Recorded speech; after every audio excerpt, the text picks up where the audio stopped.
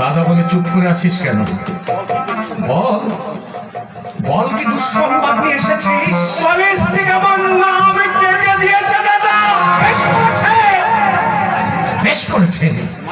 মাইনে দিতে না পারলে নাম কেটে দেবে না তো কি করবে? এই গরিবের ছেলের এত পড়ার বিলাস কেন? আমি কিচ্ছু জানি না, আমি কিচ্ছু জানি না। আমাকে কেউ কিছু জিজ্ঞাসা করো না। আমি আর পারবো না, আমি আর কিচ্ছু পারবো না। এই, বড় বলে সব দায়িত্ব কি আমার? তোমার বয়স হয়নি, সংসারের উপর তোমার কোনো দায়িত্ব নেই। দায়িত্ব তো কোনদিন দিতে চাওনি দাদা, কোনদিন বলনি।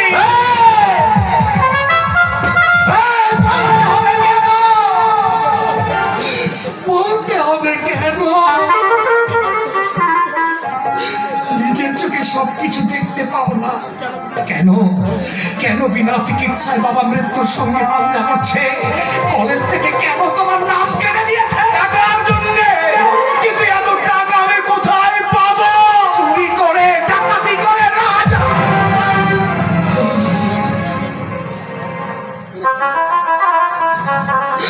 আমি কিচ্ছু জানি না।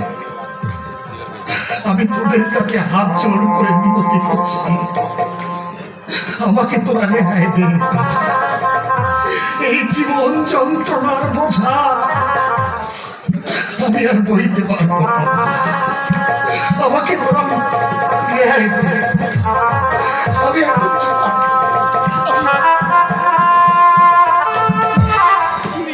চুরি ডাকাতি, আমার দাদা বলছে সেই দাদা।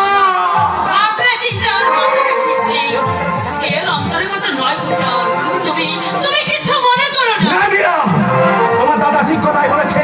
আমি বড় হয়েছি, এই সংসারের প্রতি আমার দায়িত্ব আছে। এই সংসারের প্রতি আমার দায়িত্ব পালন করতে হবে। টাকা চাইনি না, অনেক অনেক টাকা।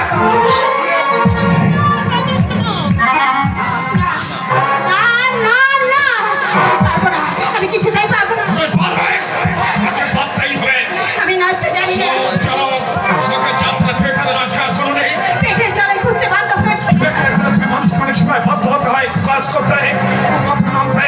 বিশাল সম্মান কুখ্যাত করলাম যে আইন আমার জীবন সবকিছু কেড়ে নিয়েছে। ওই আইনকে আমি পদে পদে বিভাজন করছি। আপনাকে একদিন বিপর্যন্ত হতেই হবে। তাই আইন, আইন দিয়ে যেখানে বেআইনি কাজ বাঁচানো যায় সেখানেই বদমাই শেখানোকে না মানাই হলো সবচেয়ে বড় কারণ। এই বড় কারণের মর্যাদা বাড়াতে কি আমাকে ধরে এনে পাপ ফেলতে তুলেছেন?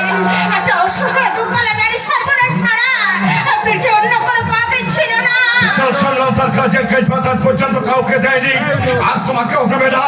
শোনো, নাটকে যেভাবে অভিনয় করতে ঠিক তেমনি ভাবে এখানে যেসব ছবি দোলানে আসবে তাদের সঙ্গে